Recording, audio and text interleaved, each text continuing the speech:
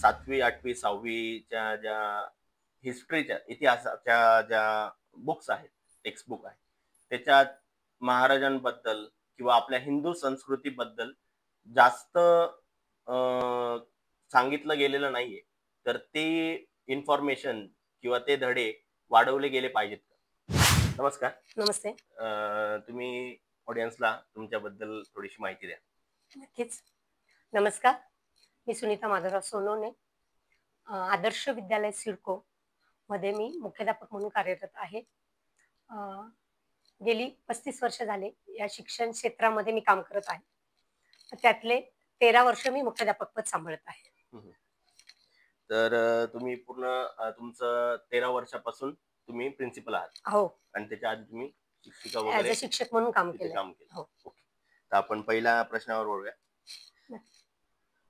शाळा चालवताना एखाद्या आईसारखी जबाबदारी वाटते का? त्यातल्या आव्हानांबद्दल थोडं सांगा. हो, नक्कीच.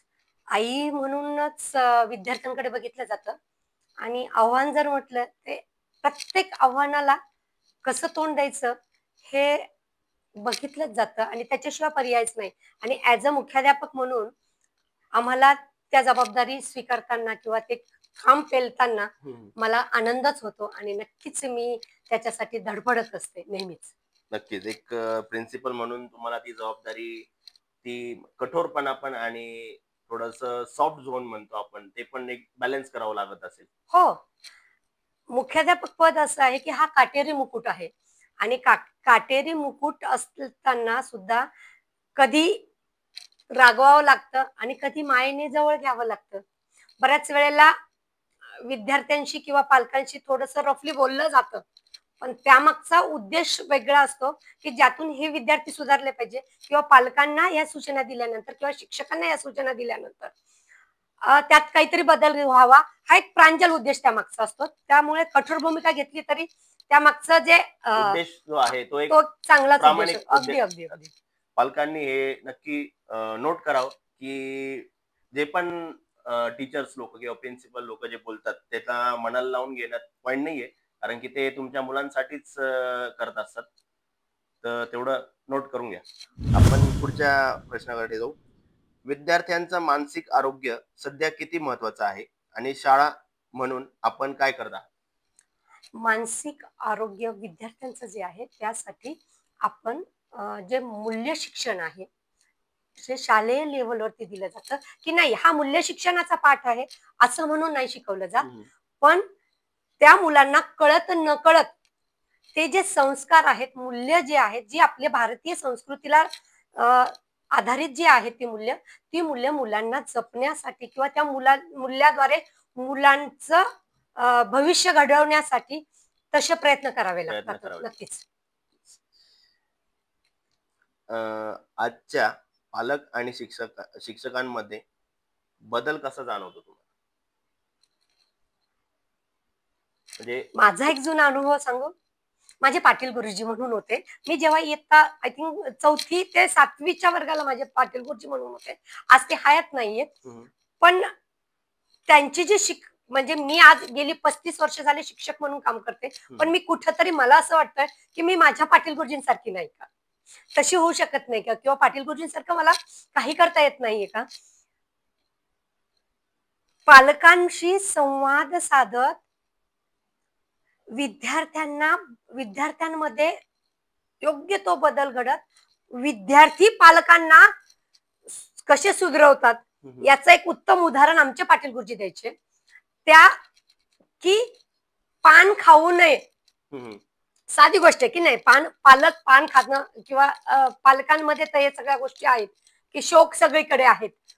पान खाऊ नये ही जी गोष्ट आहे ना, ही मनात सांगितली की लहान मुलांनी पान खायचं नाही. आज मी वय वर्ष 55 रनिंग मध्ये आहे, पण जेव्हा मी पान खायची भीती माझ्या मनात आली की पान खाताना अरे पाटील गुरुजी डोक्यात कुठेतरी येतात आणि म्हणतात की नाही पान खायचं नाही, लहान मुलांनी पान खायचं नाही. त्यांच्या दृष्टीने आजही मी लहान आहे आणि नक्कीच ह्या छोट्या छोट्या गोष्टींमधून मुलांमध्ये बदल ते घडत असतात. नक्कीच. एक प्रश्न असा, या प्रश्नावरूनच एक निघालेला प्रश्न की आधीच्या काळातले पालक आणि शिक्षक तो बदल आणि आत्ताच्या काळातले पालक आणि शिक्षक, जसं की आधीच्या काळात पालक म्हणायचे शिक्षकांना की तुम्ही आमच्या मुलांना सुधरवा, काय करायचं कसं करायचं कर. आणि आत्ताच्या काळातली परिस्थिती याच्यात तुम्ही सांगू शकता का डिफरन्स? हो. पूर्वीचा जो शिक्षक आहे, पूर्वीचा शिक्षकाला जो मान होता गावागावामध्ये, तो मान मला कुठेतरी वाटतं की तो कमी झालाय. त्याचं कारण असं आहे की पूर्वी कुटुंबामध्ये मोठं कुटुंब असायचं आणि मोठ्या कुटुंबामध्ये मुलंही तेवढी मोठी असायची की 4-5 मुलं घरामध्ये 4-5 म्हणजे किरकोळ असायची. 4-5 मुलं असायची आणि आजची जी पिढी आहे तिथे 1 किंवा 2 म्हणजे सफिशियंट, खूप झाले. एकावरतीच आहे आणि मग एकावरतीच असल्यामुळे विद्यार्थी जो आहे किंवा तो जो पालक आहे, तो पालक जरासा सुज्ञ झालाय. आणि पूर्वीचा जो पालक होता ना, गुरुजी बाई याला फोडून काढा, नक्की याला फोडून काढा, पण हा सुधारला पाहिजे, हे त्यावेळेला सांगितलं जायचं. पण आता आरटी 2009, पण आरटी 2009 नंतर छडी घेणं शिक्षकांसाठी गुन्हा आहे. चुकून कधीतरी फटका मारला गेला विद्यार्थ्याला की काहीतरी मोठं काम केलं आणि सहजच, आणि जेव्हा शिक्षक सुद्धा तो सहज मारतो, तो फटका मारला गेला, तर आता पालक धावत येतात की तुम्ही माझ्या मुलाला का मारलं. म्हणजे हा सुज्ञ पालक म्हणेल, किंवा सुज्ञ म्हणण्यापेक्षा मी असं म्हणेल की हा थोडा जास्त ओव्हर प्रोटेक्टिव्ह. हो, ओव्हर प्रोटेक्टिव्ह आहे. आणि थोडंसं मला असं वाटतं की पालकांनी हे जर थोडं शाळेच्या आवारापुरतं, शाळेत मर्यादित जर ठेवलं, तर नक्कीच आपला जो समाज आहे, तो समाजामध्ये जास्तीचा बदल घडवण्याचं काम शिक्षक करू शकते. बरोबर.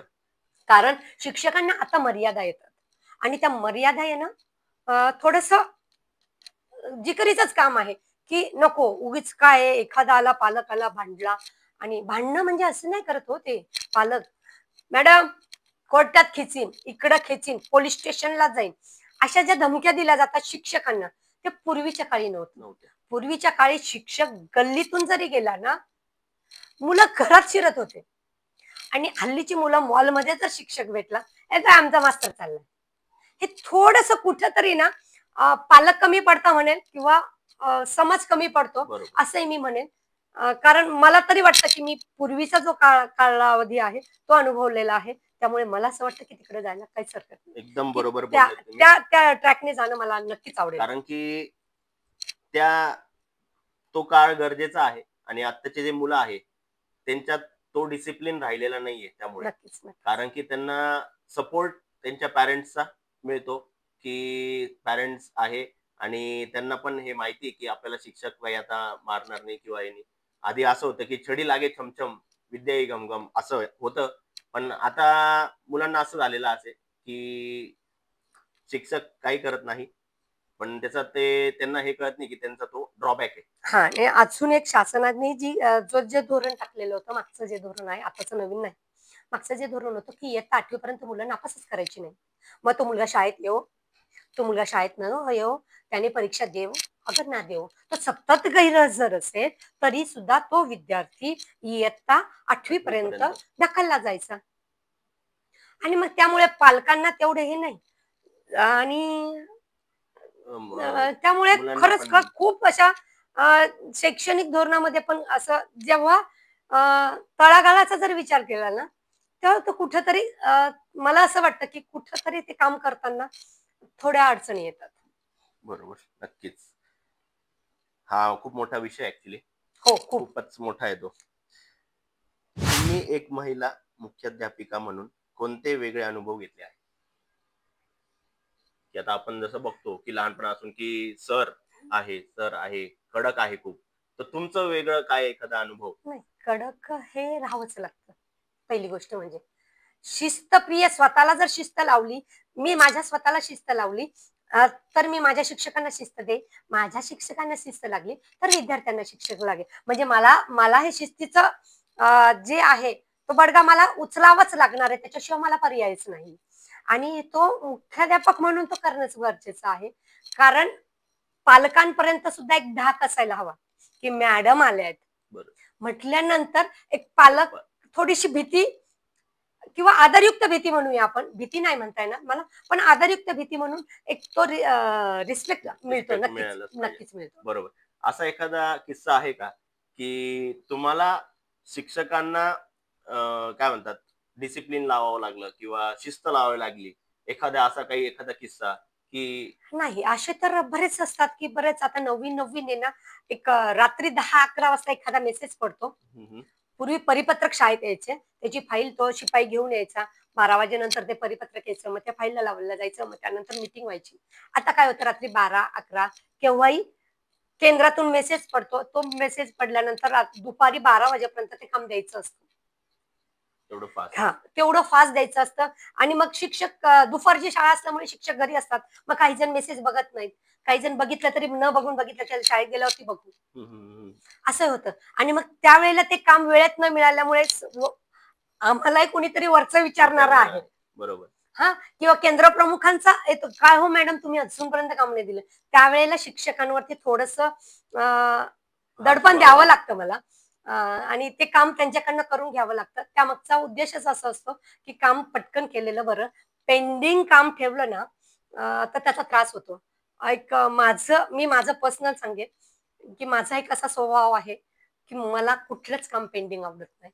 मला ज्या दिवसाचं, ज्या वेळेचं काम दिलंय, त्या वेळेत जर मी काम केलं, तर मला ती शांत झोप लागू शकते. नाहीतर मी रात्रभर झोपू शकत नाही. बरोबर. म्हणजे तो स्वभाव अंगी वळला आहे.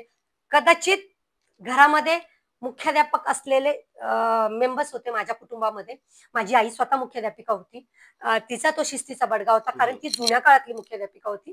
तिचा तो बडगा होता. त्याच्या अगोदर आमचे आजोबा म्हणजे माझ्या खानदानामध्ये शिक्षक म्हटला तर मी 33वा शिक्षक आहे. माझा माहेर सासर दोन्ही मिळून. हं, हं, हं. तर तो 33वा शिक्षक आहे. त्यामुळे ती शिस्त जी आहे हां, हां. ती अशी कुठेतरी भिनलेली आहे. आणि ती भिनलेली असल्यामुळे मला त्याचा नक्कीच फायदा होतो होतोय. आणि पदोपदी फायदा होतो आणि पदोपदी जाणवते, की अरे नाही, येस आपण हे केलं. नक्कीच. एक इंटरेस्टिंग क्वेश्चन. डिजिटल शिक्षणामुळे शाळेच्या संस्कृतीवर काय परिणाम झालाय? नाही, तसा परिणाम मी म्हणणार नाही. जर डिजिटल डिजिटल संस्कृतीचा जर आपण चांगल्या मार्गाने वापर केला, तर निश्चितच त्याचा फायदा आहे. पण आता एखादी गोष्ट टाकल्यानंतर मुलांना YouTubeला सगळंच मिळतं. मग पालकांनी त्याच्यावरती लक्ष ठेवणं गरजेचं आहे किंवा शाळेमध्ये डिजिटल जे आहे, डिजिटल वर्ग झाली आहे. अहो, डिजिटल वर्गांमुळे मुलांचा इतका फायदा आहे. आपल्याला काही गोष्टी माहीत नाही, ती पटकन "मॅडम थांबा, हे नाही मी ना असं केलं का लगेच हे येणार." ओके. म्हणजे जो अभ्यासक्रम टाकला गेलेला आहे, त्या अभ्यासक्रमावरती विद्यार्थी फटाफट हे करतात आणि गणित सॉल्व्ह करायचे असतील, की नाही मॅडम 5 प्लस 3 म्हणजे पहिलीचा वर्ग म्हणते मी, की तो बोटावर मोजण्याची गरज नाही. ते गरज नाही. फास्ट याचा तो फायदा त्यांचा आहे. फायदाही झाला. जितका एखाद्या गोष्टीचा जितका फायदा असतो तितके तोटेही असतात. हं, हं, हं. मग तोटे आपण घेतले पाहिजे. तोटे काय आहेत त्यावरती मात्र शिक्षकाचं बंधन असावं, पालकांचं बंधन असावं. मला असं वाटतं शिक्षक 5 तास आपल्याकडे असतात, विद्यार्थी बरोबर. आपल्याकडे असतात. हं, हं. पण पालकांकडे बाकीचे तास पालकांकडे असतात. पालकांनी तेवढं लक्ष त्या मुलांवरती मुलं काय मोबाईलमध्ये गेम खेळतायत, कुठला खेळतायत त्याच्यातून त्याची मानसिक स्थिती कशी बदलते. म्हणजे आत्ताची जी मुलं गेम खेळतात ना, ते असे अक्राळ-विक्राळ असलेले फायटिंगचे गेम वगैरे हं, हं, खेळतात हं, ना, हं. त्यामुळे त्यांची मेंटॅलिटी तशी होत जाते. चेंज होतं. आणि मग ती मुलं तशीच अति चंचल होतात. आणि मग अति चंचल झाली की त्यांना कंट्रोल करणं सोपं सोपं होत नाही. होत नाही. म्हणून त्यासाठी पालकांनी निश्चित माझा विद्यार्थी, माझा मुलगा काय करतोय हे बघितलं पाहिजे. आणि नक्कीच. म्हणजे पालक काय करतात, त्यांच्या हातात मोबाईल देऊन टाकतात. "तू खेळ, मी माझं काम करतो." हे बरोबर. चुकीचं आहे. अहो, पूर्वीच्या काळी 7-7, 8-8 मुलं असायची घरामध्ये. मग त्या बायका सांभाळतात ना. बरोबर. मग त्याच्यासाठी मोबाईल थोडी द्यायच्या. त्यांच्याकडे मोबाईल तरी होता का? हं, हं, हं. नव्हता मोबाईल. पण मग त्या बायका सांभाळत होत्या. सांभाळायचं. मग सांगा ना, 4 गोष्टी सांगा मुलांना. आईनी गोष्ट YouTubeला शिक. बरोबर. YouTubeला सांगितलं गेलं शिक पाहिजे. आणि तू गोष्टी सांग ना मुलांना, की ही गोष्ट झोपताना कशाला मोबाईल हवा, बाकीच्या गोष्टींना कशाला मोबाईल हवा. 4 गोष्टी सांगा. तुम्ही मुलांसाठी थोडा वेळ काढावा. मला माहिती आहे, की हे जग जे आहे ग्लोबल झालं आहे आणि त्यामुळे खूप सारं धावपळ करतंय. पण पालकांनी मुलांसाठी वेळ द्यावा वेळ असं द्या. मला नक्कीच मी आवर्जून सांगेल, की पालकांनी तुमच्या कामाव्यतिरिक्त आपल्याला जे पाल्य आहे त्या पाल्यासाठी निश्चितपणे वेळ हा दिलाच गेला पाहिजे. नक्कीच ऑडियन्स तुम्ही नोंद करा की तुम्ही तुमचे जे मुलं आहेत, लहान मुलं, त्यांना नक्कीच टाइम द्या. बरोबर आहे की घरातले आता आई वडील दोघं कामावर असतात, पण मुलांना तितक्याच तुमच्या टाइमची गरज आहे. तर याची खरंच नोंद घ्या आणि ते कसं करता येईल ते मॅनेज करा. काही आपण जरा हलके फुलके प्रश्न घेऊ आता. नक्की. शाळेत सर्वात जास्त डोकेदुखी कोण देतं? शिक्षक, विद्यार्थी की पालक?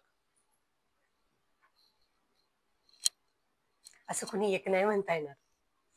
त्याचं कारण असं आहे, जे त्यांना जमत नाही ते आपल्यासाठी डोकेदुखी होऊ शकतं. पण ते त्यांच्या जागेवरती मी तरी असं म्हणेल, की मला डोकेदुखी असे काही नाहीये. नाही. नाही. ते त्यांच्या जागेवर बरोबर असतील. कदाचित मी त्यावेळेला कमी असेल किंवा त्यावेळेला विद्यार्थी, शिक्षक काहीतरी मध्ये दुवाच काढावा लागतो. असं नाही म्हणून चालणार, की मला माझ्यासाठी डोकेदुखी. कारण ते माझे पाल्य म्हणजे माझे मुलं आली.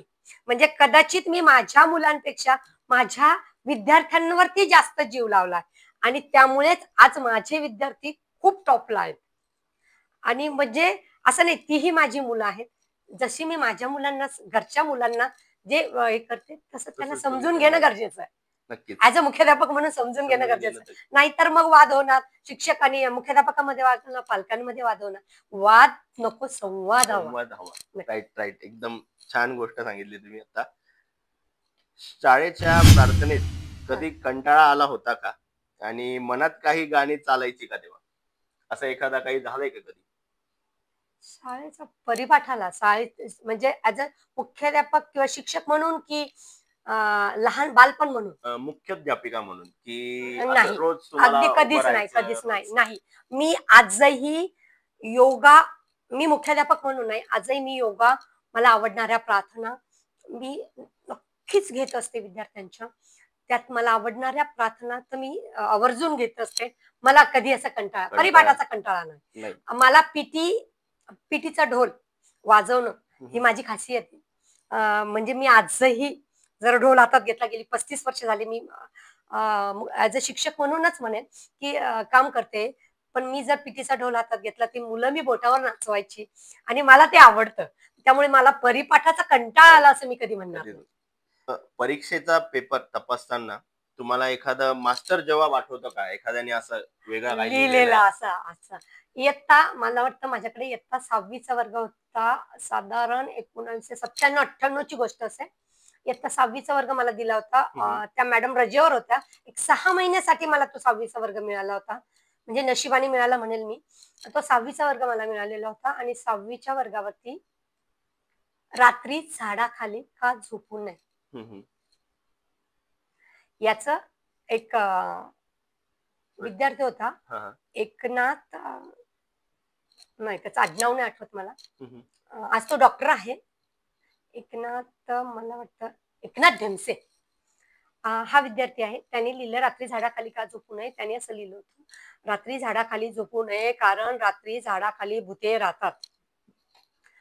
हसावं काय काय करावं, खूप खळखळून हसून घेतलं. हम्म. आणि ती ती जी उत्तर पत्रिका होती, ती उत्तर पत्रिका अख्ख्या शाळेत दाखवली. दुसऱ्या दिवशी पेपर, वार्षिक परीक्षेचा पेपर होता. ती प्रश्नपत्रिका दाखवली, की झाडाखाली झोपायचं नाही, हा भूते असतात. म्हणजे ते अजूनही कुठेतरी डोक्यात आहे, झाडाखाली झोपायचं नाही, झोपायचं भूत असतात. मजेशीर. तेव्हा म्हणजे मुलांना काही सुचलं नाही तर काही उत्तर काही लिहू लिहू शकत शकतात. होते. हल्ली म्हणतात, की कॉलेजमध्ये मुलं याच्या स्टोरी लिहितात. असं काही नाहीये. पण त्यांच्या बुद्धीला, त्यांच्या कल्पकतेला त्यावेळेला जे सुचलेलं उत्तर असतं, ते उत्तर ती मुलं अगदी इनोसंटली लिहित असतात. कारण विद्यार्थ्यांइतकं इनोसंट जगामध्ये कोणीच नाही हो. त्यामुळे म्हणजे त्या मुलांमध्ये राहणं ना, विद्यार्थ्यांमध्ये राहणं जेवढं अ, आनंददायी आहे ना, तेवढं समाजात राहणं नाही. समाजात बऱ्याच वेळेला स्टेटस, लँग्वेज बऱ्याच गोष्टी येतात, हम्म. की तिथे ना मनुष्य माझ्यासारखा जो शिक्षक आहे ना तो तिथं कुठेतरी मी म्हणेल की तडफडतो म्हणण्यापेक्षा ना तिथून मी लांब कसा जाईल हा विचार करतो. म्हणजे मला कुणी एकलकोंडी नाही म्हणता येणार मला. मी सगळ्यामध्ये मिसळते, पण मला नाही आवडत ते थोडंसं. आता ना मी कदाचित वयाचाही परिणाम असेल, थोडं बाजूला समाजापासून थोडं बाजूला जावं आणि विद्यार्थ्यांमध्ये जास्त जावं असा एक माझा प्रांजल उद्देश आहे आणि मी ते काम करते. नक्कीच. शाळेच्या गेटवर उभं राहून विद्यार्थ्यांचे फॅशन ट्रेंड पाहताना काही मजेदार गोष्टी दिसतात का तुम्हाला? की आता जसं तुम्ही म्हणाला की आधीच्या काळात जसं शिक्षकाला घाबरायचे मुलं, फक्त एकदम पॅन्ट शर्ट घालून हाफ पॅन्ट वर यायचे. पण आता आता आता कसा ट्रेंड आहे तुम्ही बघून हा, काय आमच्याकडे वाटतं? ना म्हणजे बुधवारी युनिफॉर्म नसतो. बुधवारी युनिफॉर्म धुवायला टाकलेला असतो. त्यामुळे तो युनिफॉर्म नसतो. आणि मग हल्ली तर काय अगदी खूप सारं असतं. परंतु माझ्याकडे काही गोष्टी चालत नाहीत. म्हणजे ती माझी स्वतःची शिस्त आहे शाळेची, की मला चालत नाही. मला कुणी विद्यार्थ्यांनी स्लीव्हलेस घालून आलेलं मला अजिबात मुलीने घातलेलं आवडत नाही. मुलीची स्लॅक्स नसतील तर मला चालत नाही. जरी छोटी मुलगी असेल, पहिली असो, दुसरी असो, तिने कंपल्सरी स्लॅक्स घातली पाहिजे. नाही तर तिच्या पालकाला फोन केला पाहिजे, की तुम्ही हे का नाही केलं? ड्रेस आपण ड्रेस कसा घालावा किंवा शिक्षकाने जर फॅन्सी आलं, शिक्षकाने जर फॅन्सी आलं तर ते मुलं तशी येतील. आपण जर मुलांना जशी शिस्त लावू तशी ती मुलं शिस्तीत येतील. आणि असं काही मला तेवढं काही जाणवत नाही, कारण माझ्या रुटीन मध्ये हे असलं काही मी येऊ देत नाही. येऊ देत नाही. ज्या वेळेला एक एक एक उदाहरण सांगते. एक पालक आला होता सोडवायला आणि त्या मॅडम अगदी गाऊन वरती आल्या होत्या. सगळे येऊन गेले, निघून गेले. त्यांना बोलवून घेतलं की म्हटलं मॅडम इकडे या, ताई इकडे या, म्हटलं मला बोलायचंय तुमच्याशी. काय म्हटलं मॅडम तुम्ही शाळेत येता, शाळेत येता. शाळा हे ज्ञानदानाचं मंदिर आहे आणि त्या मंदिरात तुम्ही येताना असं गाऊन घालून तुम्ही मंदिरात जाल का? नाही. मग तुम्ही इथे यायचं नाही. म्हणजे असं कुठंतरी त्यांना चार चौघात अपमान करून न सांगता कुठंतरी कानात सांगून ती चूक पुन्हा घडणार नाही याची काळजी घेतली. बरोबर. आपण पोशाख जसं घालतो आणि कुठे काय घालतो याचं भान आपल्याला असायला हवं. नक्कीच नक्कीच. एखादा छंद जो तुम्हाला जोपावासा वाटतो, असा एखादा छंद तुमचा कुठला? माझा छंद मी थोडस लिहिते. म्हणजे कविता लिहिणे हा माझा आवडता छंद आहे. अभंग प्रकारामध्ये मी जास्त लिहिलंय. एखादी कविता ऐकवता का? हा, थोडासा मी गझल लिहिण्याचा प्रयत्न केला आहे. निश्चित मला ऐकवायला आवडेल. एक अनलजीवाला पुस्तकातली ही गझल आहे. स्वप्न उद्याचे पापण्यात का लपवत आहे, स्वप्न उद्याचे पापण्यात का लपवत आहे, पेरण्यासाठी कुठली युक्ती लढवत आहे. मानवतेचे महान नाते जपून ठेवता, मानवतेचे महान नाते जपून ठेवता, अर्ध उपाशी घाम गाळीत भटकत आहे. प्रगतीच्या त्या मार्गावरती पंख छाटले, प्रगतीच्या त्या मार्गावरती पंख छाटले, उडण्या आता जिद्दीची ती कसरत आहे. श्रीमुक्तीच्या नाऱ्याने ती हसू लागली, श्रीमुक्तीच्या नाऱ्याने ती हसू लागली, उंबरठ्याच्या आत किती ती रखडत आहे, उंबरठ्याच्या आत कितीही रखडत आहे. तू तुळशीचे वृंदावन हे अंगणातले, तू तुळशीचे वृंदावन हे अंगणातले, शुष्क भावना अंतरात तू फसवत आहे. समर्पणाचा साधा भोळा पुतळा असता, समर्पणाचा साधा भोळा पुतळा असता, नशिबातल्या पुस्तकातली फसकत आहे. संघर्षाच्या वाटेवरचा वाट सरू तू, संघर्षाच्या वाटेवरचा वाट सरू तू, मैत्रीचा तो सुगंध मोहक पसरत आहे, मैत्रीचा तो सुगंध मोहक पसरत आहे. स्वप्न उद्याचे पापण्यात का लपवत आहे, पेरण्यासाठी कुठली युक्ती लढवत आहे, पेरण्यासाठी कुठली युक्ती लढवत. छान, एकदम छान, एकदम छान. हा छंद तुम्हाला म्हणजे पहिल्यापासून? पहिल्यापासून होता, पण असं नाट्यछटा वगैरे लिहिणं वगैरे असं करायची. पण कोरोना काळामध्ये फायदा काय झाला असेल तर माझा कवितांचा फायदा झाला. एक साधारण 2014-15 पासून मी थोडंफार लिहित होती, पण कोरोना काळामध्ये माझ्या जास्त कविता लिहिल्या गेल्या. अभंगाई म्हणून आईच्या नावाने काही ओव्या लिहिल्या होत्या मी. त्या ओव्या साधारणपणे 105 ओव्या त्या झालेल्या आहेत. मला त्या अजून करायच्या आहे. 151 ओव्या झाल्यानंतर मला ते पुस्तक छापायचं आहे. नक्कीच नक्कीच. आणि एक प्रश्न असा, जर तुम्ही कोरोनाचा काळ म्हटला, तर शिक्षकांसाठी, मुख्याध्यापिकांसाठी कोविडचा काळ कसा गेला? म्हणजे तुम्हाला तेव्हाही काही कार्यरत राहावं लागलं, हो, की काय कार्य केलं? निश्चित खूप कार्यरत राहावं लागलं. आणि ज्या वेळेला शासनाचा पोषण आहार आला, तो पोषण आहार आम्ही चौकात चौकात जाऊन वाटला. विद्यार्थ्यांपर्यंत तो पोचवा, कारण पालक विद्यार्थी शाळेपर्यंत येत नव्हते आणि तो पोषण आहार पडून खराब होऊ नये म्हणून चौकामध्ये टेम्पो नेऊन आमचे शिक्षक मास्क, डबल मास्क लावून आम्ही चौकामध्ये वाटला. आणि त्याचाच प्रसाद म्हणून मी कोरोनाची पॉझिटिव्ह झाली. आणि निश्चित तो अनुभव खूपच छान आहे. नक्कीच. तुम्ही ऍक्च्युली समाजासाठी खूप मोठी गोष्ट करत आहात. त्याबद्दल तुमचं धन्यवाद. नक्कीच. तर वळूया आपण पुढच्या प्रश्नाकडे. जर विद्यार्थ्यांनी तुम्हाला पिन ड्रॉप सायलेन्सचं बक्षीस द्यायचं ठरवलं, तर तुम्ही काय मागाल? मुलांकडनं काय मागायचं असं? मला जर बक्षीस दिलं तर मी त्यांच्याकडनं काय मागेल माहितीये का? की ज्या मुलांना वाचन लेखन येत नाही, वाचनासाठीच त्यांना काय लागेल साहित्य ते मी द्यायला तयार आहे, पण मुलांनी वाचून दाखव. म्हणजे त्यांच्याकडनं काय अपेक्षा करणं? त्यांच्याकडनं अपेक्षा शैक्षणिक दृष्ट्या जे आहे ती अपेक्षा मी करेन, की त्या मुलाने मला वाचन जर करून दाखवलं तर मी पिन ड्रॉप सायलेन्सचं सगळ्यात मोठं माझ्यासाठी जगातलं बक्षीस असेल, किंवा तो मोठा पुरस्कार असेल माझ्यासाठी. म्हणजे समाजातून खूप सारे पुरस्कार आलेत माझ्यापर्यंत, पण तो माझ्यासाठी जास्तीचा मोठा पुरस्कार असेल, ज्याची तुलना कशात होणार नाही. बरोबर. एखाद्या शिक्षकाला त्याचा विद्यार्थी प्रोग्रेस होतोय हे बघण्यातच खूप जास्त एक मन भरून टाकणार असतं, की माझा हा विद्यार्थी मी घडवलेला आहे. ती एक अभिमानाची जी हे असते. अगदी मुलं आजही जेव्हा बाहेर भेटतात, ती मुलं छोटी मुलं असतात आपल्या हाताखाली आणि ती मोठी झालेली असतात. आणि ती मुलं म्हणतात, मॅडम मला ओळखलं का? अगदी निश्चित सांगावं लागतं, की बाळा माझ्या स्मरणशक्तीची हे घेऊ नको, कारण तू 4वी-5वीला होता, तू आता अगदी मिशीमध्ये आलेला आहे आणि तुला मी कसं ओळखणार? तू माझ्या सहनशीलतेची परीक्षा घेऊ नकोस, किंवा स्मरणशक्तीची परीक्षा घेऊ नकोस, पण तू मला आता नाव सांग. मग नाव सांगितल्यानंतर, का रे तुला मी कान धरून मारलं होतं? मग ते सुनबाई असली शोधात, तुला कसा मारला होता माहिती ना? हो मॅडम, म्हणूनच. पण मी आज तिथं आहे, इथं. हे जेव्हा मुलं सांगतात ना, की आज मॅडम मी या जागेवरती आहे, कुठेतरी अभिमान वाटतो, की नाही, अरे चला समाजाचं एक आपण देणं लागतो आणि काहीतरी चांगलं काम केल्याचं पावती मला तिथे मिळते. बरोबर. नक्कीच. तर एक प्रश्न असा, की आता 2020 मध्ये नॅशनल एज्युकेशन पॉलिसी जी चालू केलेली आहे, त्याबद्दल तुम्ही काहीतरी सांगा मला.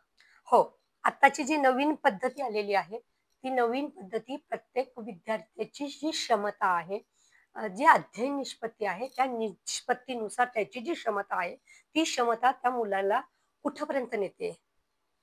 मग हा विद्यार्थी कुठं आहे? एक साधारणपणे 15 प्रश्न घेतले, तर 15 प्रश्नांपैकी म्हणजे सोप्याकडून काठिण्याकडे जाणारी जी पातळी आहे, सोप्याकडून काठिण्याकडे जाणारी जी पातळी आहे, त्या पातळीवरती तो विद्यार्थी कुठे थांबलाय. साधारण 15 प्रश्न घेतले, तर 15 प्रश्नापैकी प्रत्येक विद्यार्थी 15 क्रॉस करणार नाहीत. बरोबर. वर्गातल्या 1-2 विद्यार्थी 15 क्रॉस करतील, पण मग बाकीचा जो विद्यार्थी आहे तो कुठपर्यंत आहे? मग तो 5व्या प्रश्नावरती, एखादा विद्यार्थी आहे की तो 5व्या प्रश्नावरती आहे, त्याला साधी शब्द वाक्य वाचता येतात, साधी. परंतु माझी जी क्षमता आहे, जी पूर्ण निष्पत्ती जी आहे, अध्ययन निष्पत्ती, ती 15व्याला हा मुलगा जोडाक्षर वाचतो, म्हणजे जोडाक्षरासह न अडखळता वाचन करतो. ही जी क्षमता आहे त्या पातळीहून त्याला तिथपर्यंत मला न्यायचं आहे. त्या दृष्टीने मला कोणते कोणते उपक्रम घ्यावे लागतील आणि कशा त्याला हे करावं लागेल आणि त्याच्यासाठी अभ्यासक्रम कसा असेल, या दृष्टीने तो प्रयत्न केला जाणार आहे. आणि निश्चित त्याचा फायदा शासन जेव्हा नवीन काहीतरी उपक्रम काढतो, तो अभ्यासपूर्वक काढलेला असतो आणि त्याचा फायदा नक्कीच होणार, विद्यार्थ्यांना होणार आहे. आणि प्रत्येक विद्यार्थ्यांकडे आता अजून जास्तीत जास्त लक्ष दिलं जाणार. नक्कीच. आणि म्हणजे विद्यार्थ्यांना एक ऑप्शन मिळेल, त्यांना एक फील्ड चूज करायला पुढे, की मी कशात चांगला आहे आणि मला कशात करिअर माझं करता येईल. हे एक त्याच्या मागचं एक कारण होऊ शकतं. हो, महात्मा गांधी असे म्हणायचे की खेड्याकडे चला किंवा जीवन कौशल्य ही जी आहे मुलांची कौशल्य विकसित करणे की नाही नुसते फॅक्टरीमध्ये डॉक्टर इंजिनियर्स नाही घडवायची, ती फॅक्टरी नाहीये की डॉक्टर इंजिनियर्स घडवणं, ही फॅक्टरी नाहीये. तर मुलांनी प्रत्येक कौशल्य, माझ्याकडे ही क्षमता नसेल पण एखाद्या विद्यार्थ्याकडे चित्र काढणे ही क्षमता प्रत्येक विद्यार्थ्यात असेल का? नाही, प्रत्येक विद्यार्थ्याकडे ती क्षमता नाही. पण ज्याच्याकडे चित्र काढणे ही क्षमता आहे, ज्याला ते सुंदर चित्र काढता येतं, त्याला त्या दृष्टीने त्या मुलाला पुढे विकसित कसं करता येईल त्या क्षमतेवरती भर देऊन त्याला पुढच्या आयुष्यामध्ये त्याचा फायदा, त्या कौशल्याचा फायदा कसा करून घेता येईल हे जीवन कौशल्य याच्यातून शिकवले जाणार आहे. नक्कीच, खूप चांगलं. 5+3+3+4 या नवीन शैक्षणिक संचनेबद्दल तुमचं काय मत आहे? म्हणजे कसं आहे हे 5+3+3 हे जे आहे, तर हा जो पहिला जो टप्पा आहे 5 तो त्यांनी असं काय केलं की 3 वर्ष झालेला जो विद्यार्थी आहे तो बालवाडी, अंगणवाडी वगैरे असं म्हटलं जायचं. पण आता सीबीएसईच्या धर्तीवरती हा अभ्यासक्रम येतो आहे. तर सीबीएसईच्या धर्तीवरती अभ्यासक्रम येत असताना येता बालवाडीचा पहिला गट जो आहे 3 ते 4, 4 ते 5, 5 ते 6 आणि 6 ते 7चा जो गट आहे तिथं तो पहिलीला येणार आहे आणि त्यानंतर तो दुसरीला जाणार आहे. म्हणजे बालवाटिका म्हणायचं आहे. बालवाटिकेचे 3 वर्ग आणि पहिली आणि दुसरी असे हे 5 वर्गांचा हा टप्पा आहे. त्यानंतरचा जो दुसरा टप्पा आहे तो 3 वर्षाचा आहे. त्याच्यामध्ये 3री, 4थी आणि 5वी आहे. 5वी मध्ये विद्यार्थी आता ड्रॉप केला जाणार आहे की जर त्याला येत नसेल तर त्याची पुनर्परीक्षा घेऊन त्याचा अभ्यासक्रम पूर्ण करून घेऊन ते जे तुम्हाला मी अध्ययन निष्पत्ती सांगितली त्या दृष्टीने तो येणार आहे. तो टप्पा येणार आहे. त्यानंतर 6वी, 7वी, 8वीचा एक टप्पा आहे आणि नंतर 9वी ते 12वीचा एक टप्पा आहे तो 4 वर्षाचा आहे. आणि 12वी नंतरचं जे आहे म्हणजे 12वी पर्यंत जेव्हा विद्यार्थी येईल या सगळ्या अध्ययन निष्पत्ती करत तो विद्यार्थी व्यवस्थित पद्धतीने पुढे जाणार. त्याला म्हणजे बरोबर पॉलिश करून आपण जसं म्हणतो तो पॉलिशिंग करून येईल की त्याला माहिती राहील की नक्की आता मला फायनल करायचं काय. हो, कारण त्याचा आवडता विषय तो पहिली बालवाडी पासूनच तो विकसित होणार आहे. बरोबर. आणि मग त्याचं जे कौशल्य विकसित पुढचं झालेलं असेल त्या दृष्टीने त्या मुलाला तो 12वी पर्यंत जाणार आहे त्या दृष्टीने पुढे तो त्या पद्धतीने जाईल. मग असं नाहीये की प्रत्येक विद्यार्थ्याने डॉक्टर इंजिनियर झाले पाहिजे. बरोबर. इतरही फॅकल्टीज खूप आहेत ज्याचं पालकांना नॉलेज नाहीये. ज्या सोप्या वाटणाऱ्या ज्या फॅकल्टीज आहेत त्या त्यांच्याकडे दुर्लक्ष केलं जातं. ग्रॅज्युएशन जरी म्हटलं तर बीए म्हटलं की त्यांच्याकडे बघण्याचा दृष्टिकोन वेगळा येतो. पण त्या ज्या कला शाखेतल्या जे फॅकल्टीज आहे वेगवेगळे जे आहेत जे विषय आहेत त्या विषयांवरती प्रभुत्व मिळून ते विद्यार्थी पुढे जाऊ शकतात. बरोबर. त्या गोष्टीवर ते जास्त भर दिला गेला पाहिजे की आणि बाकीच्यांना त्या गोष्टीबद्दल माहिती पण मिळाली पाहिजे. कारण 12वी पर्यंत विद्यार्थी हा सायन्सला जाणार आहे, कॉमर्सला जाणार आहे की बीएला म्हणजे कला शाखेला जाणार आहे. हे त्या विद्यार्थ्यांची क्षमता म्हणजे बालवाडी पासूनच जे काही त्याचं रेकॉर्ड असणार आहे ते रेकॉर्ड सांगणार आहे की हा बाळा कुठे जाणार. बरोबर. आधीच्या काळात तर असं व्हायचं की 10वी झाली की चांगले पर्सेंटेज मिळाले की सायन्सला जा, थोडे कमी मिळाले की कॉमर्स आणि अजून कमी मिळाले की आर्ट्स असं असायचं. पण पुढे जाऊन विद्यार्थ्यांचं काय व्हायचं ते त्यांनाच माहिती नाही. पुढे जाऊन असं मी म्हणेल की नाही, पुन्हा आर्ट्सला जास्त व्हॅल्यू यायला हवी आणि येणार आहे नक्कीच. जीवन कौशल्य ज्यावेळेस मुलांचे विकसित होणार आहे त्यावेळेला नक्कीच त्यांच्या क्षेत्रानुसार ते जाणार आहे. शासन जेव्हा एवढा मोठा धोरण आखतो आणि त्याची अंमलबजावणी करायला सांगतो त्याचा फायदा आहे आणि होणार आणि समाजामध्ये त्याचा बदल होणार दिसणार. पुढील 10 वर्षामध्ये तो दिसून येईल. नक्की. एक प्रश्न असा थोडा संवेदनशील की ज्या 7वी, 8वी, 6वीच्या ज्या हिस्ट्रीच्या इतिहासाच्या ज्या बुक्स आहेत, टेक्स्ट बुक आहे, त्याच्यात महाराजांबद्दल किंवा आपल्या हिंदू संस्कृतीबद्दल जास्त सांगितलं गेलेलं नाहीये. तर ते इन्फॉर्मेशन किंवा ते धडे वाढवले गेले पाहिजेत का आत्ताच्या काळात? हो, पूर्वी इयत्ता चौथीलाच पूर्ण इतिहास होता आणि तो इतिहास विद्यार्थी पूर्णपणे महाराजांबद्दलचे जो काही इतिहास होता तो सांगितला गेला होता. पण आता जे झालंय अगदी 2-2 पानांपुरतं राहिलेलं आहे. जे बरोबर. पुस्तक पूर्ण होतं ते कमी आहे. महाराजांबद्दलच नाही, पण तर आपल्या संस्कृतीबद्दल जी काही संस्कृती आहे, सगळी संस्कृती, भारतीय जी संस्कृती आहे, जी पूर्वी सनातन काळापासून म्हणजे पूर्वी सणापासून तर आतापर्यंतची अगदी ती जी संस्कृती आहे, ती संस्कृतीचं संवर्धन आणि ती संस्कृतीची जपणूक करण्यासाठी मुलांना ते धडे वाढवणं गरजेचं आहे. जेव्हा आपण खूप फास्ट जातो आहे, हे 3 वर्ष बालवाडीची 3 वर्ष म्हणजे खूप फास्ट जातो आहे. त्या फास्ट जातो आहे म्हटल्यानंतर बालवाडीतून पहिलीत येणारा जो विद्यार्थी असणार आहे आता, पूर्वी अंगणवाडीत डबा खाल्ला, मुलं सोडले, विषय संपला. मुलांना 1 ते 10 आलं की नाही ते नाही. पण आता बालवाडी 3-3रा गट जेव्हा येणार आहे, त्यावेळेला मुलांना मुळाक्षर कंप्लीट होणार आहे. मुलांचे 1 ते 100 अंक कंप्लीट होणार आहे. म्हणजे इयत्ता पहिलीमध्ये येणारा जो विद्यार्थी असणार आहे, तो विद्यार्थी अगदी तयार होऊन आलेला विद्यार्थी असणार आहे. जो सीबीएसईच्या धर्तीवरती, जे सीबीएसईचे इंग्लिश मिडियमचे जे शाळा आहेत, त्या शाळांच्या मानाने आमच्या मराठी मीडियम थोडं कुठेतरी कमी पडतात. आता नाही, पण ते असं कुठेतरी वाटतं की हे ज्यावेळेला तुम्ही करणार आहात, त्यावेळेस या म्हणजे जून पासून नवीन शैक्षणिक धोरण जेव्हा येणार आहे, त्याचा फायदा नक्कीच होणार. नक्कीच होणार आहे. तर त्यात हे धडे वाढवले गेलेच पाहिजेत. नाही आणि वाढणारच आहेत, कारण अभ्यासक्रमच वाढणार आहे. अभ्यासक्रम वाढल्यानंतर संस्कृती द्यावीच लागणार आहे त्यांना. कारण की असं बघण्यात आलंय की आपण म्हणतो की फॉरेनचे जे स्कूल्स आहेत किंवा ते खूप चांगले आहेत, पण फॉरेनच्या लोकांना असं बघण्यात आलंय की ते त्यांची संस्कृती त्यांच्या मुलांना बरोबर शिकवतात. आणि आपल्या इथे असं झालेलं आहे की आपले मुलं इंग्लिश जास्त शिकताय, पण त्यांना आपल्या संस्कृतीबद्दल जास्त माहिती नाहीये. हे आताच्या काळात वाढत गेलंय का? नाही, मी असं म्हणेल भाषा शिकणं हे वाईट नाही. बरोबर. भाषा शिकणं वाईट नाहीये. भाषा तुम्ही 1 नाही 10 भाषा शिकावं. 1 नाही 10 भाषा शिका. शिकलंच पाहिजे. जेव्हा ग्लोबलायझेशन होतं आहे, त्यावेळेला जगाशी आपण कनेक्ट होतो आहे. ज्यावेळेला इंटरनेटवरती मुलं अभ्यास करत आहेत किंवा जेव्हा याची मीडियाचा वापर करत आहेत, त्यावेळेला मुलांना ती भाषा अवगत होणं गरजेचंच आहे. बरोबर.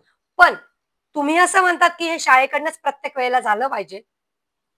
मला असं म्हणायचंय की तुमचा विद्यार्थी हा शाळेमध्ये फक्त 5 तास आहे, बाकीचा वेळ तुमचा 2 तास बाहेर गेला येण्या जाण्यामध्ये, बाकीचा वेळ तर तुमच्याकडे आहे ना. बरोबर. आज 16 ते 18 तास जर तुमच्या ताब्यामध्ये विद्यार्थी आहे, तर तुम्ही का नाही तुमच्या संस्कृतीचं देत? मी कुठल्याही समाजाविषयी बोलत नाही, पण मला असं सांगायला आवडेल की जर एखादा विद्यार्थी आहे 3 वर्षापासून कुराण शिकतोय, मग आपला विद्यार्थी का नाही? तुम्ही हिंदू धर्म असं म्हणतात, म्हणजे मला कुठल्याही धर्मावरती बोलायचं नाही. मग मला असं म्हणायचंय, तुम्ही का नाही त्या मुलांना श्लोक सांगत? 1 वर्षाचा मुलगा झाला, बोबडं बोलू द्या की, चुकू द्या की, 100 वेळा चुकू द्या. तुम्ही का नाही? तुम्ही देतात मोबाईल त्याच्या हातात. बरोबर. मग द्या ना, श्लोक लावा, श्लोक ऐकवा. त्याला का नाही तुम्ही म्हणजे हनुमान चालीसा सकाळीच ऐकवता का तुम्ही तुमच्या घरामध्ये मुलांना? नाही ऐकवत. मग तुम्ही ती हनुमान चालीसा ऐकवली गेली पाहिजे मुलांना. तुमच्या संस्कृतीचा, तुम्ही ज्या कुठल्या धर्माच्या आहात, कुठल्याही धर्माचा शाळेशी तसा संबंध नाहीये. जेव्हा फक्त अल्पसंख्याक शाळा येतात त्यावेळेस तो धर्माशी संबंध येतो. आपल्या ज्या शाळा आहेत, ज्या जिल्हा परिषदेच्या शाळा आहेत किंवा त्या शाळांमध्ये असं काही सांगता येणार नाही. शाळेकडनं ही अपेक्षा करण्यापेक्षा प्रत्येक घराघरातून ही अपेक्षा त्यांनी पूर्ण करावी. बरोबर. मग जर 3 वर्षाचा मुलगा बायबलच्या हे म्हणतोय, का नाही हो आमच्या तुकाराम महाराजांचे ओव्या त्यांना शिकवल्या जात, का नाही त्यांना अभंग एखादा शिकवला जात मुलांना घरातून? तुम्ही टीव्ही वरती सिरियल बघता, आई सिरियल बघते की नाही? बरोबर. मग त्या सिरियल मधल्या 20 मिनिटं 10 मिनिटाची तुमची ऍड आहे, त्या 20 मिनिटामध्ये तू बाळाला घे की एखादा, तू स्वतःही किती असे पालक दाखवू तुम्हाला की त्यांचं भगवद्गीतेचा अभ्यासच नाही. नका भगवद्गीतेचा पूर्ण अभ्यास करू, त्याचा जो सार आहे तो सार तुम्ही अनुभवा. बरोबर. की जो मुलांना ऍक्च्युली एक काय म्हणतो आपण मोल्ड मध्ये हे तयार करणार आहोत, तर त्यांना ती संस्कृती, त्यांना ते हे जे आहे ते फक्त शिक्षकांचं काम नसून ते पालकांचं आणि समाजाचं देखील हे काम आहे. निश्चितच मी म्हणेल की 70% पालकांचं काम आहे आणि ही संस्कृती पुढचं आहे. कारण विद्यार्थ्यांना आपला भारत देश हा सर्व धर्म समभावाचा देश आहे. आम्ही त्यांना असं बाळकडू देऊ शकत नाही. आम्हाला बंधनं आहे. बरोबर. तुमचं असं म्हणणं पडलं की तुम्ही महाराजांबद्दलच शिकवलं पाहिजे, महाराष्ट्रात आहात म्हणून महाराजांबद्दल. तुम्हाला माहित आहे का की दिल्लीचे जे अभ्यासक्रम आहे त्याच्यामध्ये महाराजांविषयीचं बोलणं आहे. तुम्ही कधी आग्र्याला गेले आहेत का की शिवाजी महाराजांचं पुतळा तिथे आहे आणि तिथं सुद्धा ती संस्कृती शिकवली जातं. आपण हे का नाही आपण आपल्या मुलांना घरातून देऊ शकत? आणि हल्लीचे ते पालक किती सुज्ञ आहेत हो, शिकलेले आहेत. पूर्वीचे अंगठे बहादूर होते पालक, निरक्षर पालक होते. मी अब्राहम लिंकनची गोष्ट नाही, थोडक्यात एक गोष्ट सांगते मी अब्राहम लिंकनची. अब्राहम लिंकन यांची आई अंगठे बहादूर होती. तिला पुस्तक सरळ धरायचं की उलट धरायचं हे पण माहित नव्हतं, पण तिने तिच्या मुलाला घडवलंच ना. काय झालं होतं माहिती का? तो विद्यार्थी शाळेतून घरी आला की मला रोज शिक्षक मारतात, उद्यापासून मी शाळेत जाणार नाही. का? आमचा होमवर्कच कम्प्लीट नाही म्हणून मी शाळेत जाणार नाही. मग होमवर्क कम्प्लीट नाही म्हणून मग काय सांगितलं होमवर्क?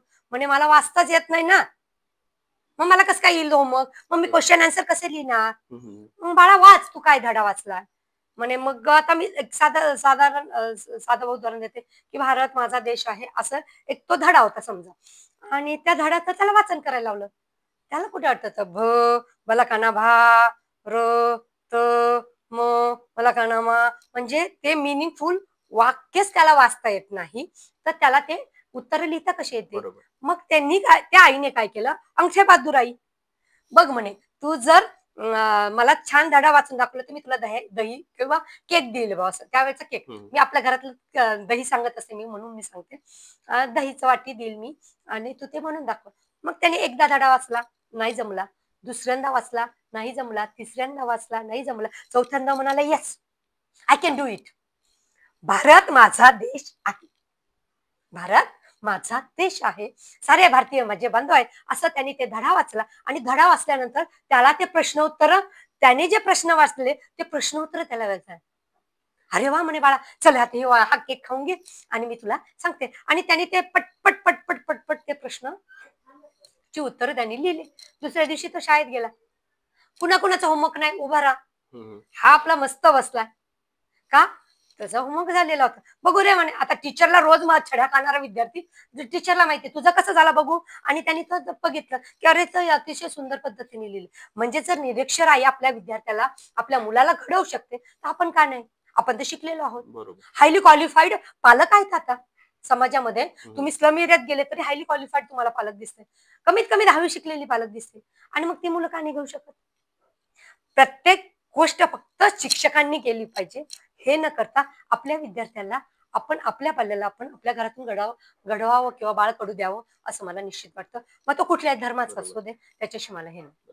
तुम्हाला पालकांकडून ही अपेक्षा आहे की त्यांनी पण थोडासा सपोर्ट करावा मुलाला की शिकण्यामध्ये, की सगळं तुम्ही शाळेवर डिपेंडंट न करावं की 100% की एकदा शाळेत टाकलं का सगळं होऊन जाईल.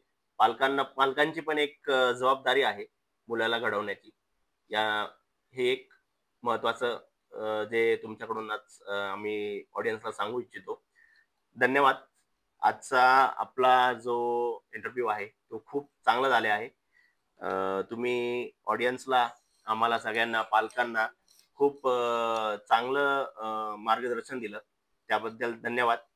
आणि ऑडियन्स, यातून तुम्ही काय चांगलं घेऊ इच्छिता तुम्ही नक्कीच घ्या आणि भेटूया आपण पुढच्या भागात. धन्यवाद. नमस्ते.